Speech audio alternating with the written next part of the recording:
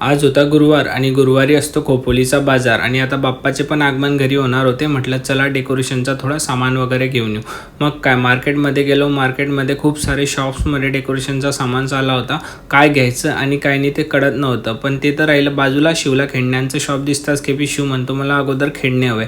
मग शिवला कसं तरी समजवलं आणि मग मार्केटमध्ये निघालो. मग काय पूजाला दिसलं शॉप. मग पूजा जाणारच आहे, तुम्हाला तर माहितीच आहे पूजा सँडलची किती दिवाणी आहे. मग पूजाने सँडल वगैरे घेतली आणि म्हटलं चला आता ज्या कामासाठी आलो आहे ते काम वगैरे करूया. डेकोरेशनचा सामान वगैरे घेऊया, बाप्पा येणार आहेत. मग डेकोरेशनचा सामान वगैरे घेतला. थोडे फ्लावर्स ट्री असे आर्टिफिशियल घेतले. मग काय पूजाला लागलेली होती भूक. मग आम्ही गेले नाथ ब्रह्मा इडलीमध्ये.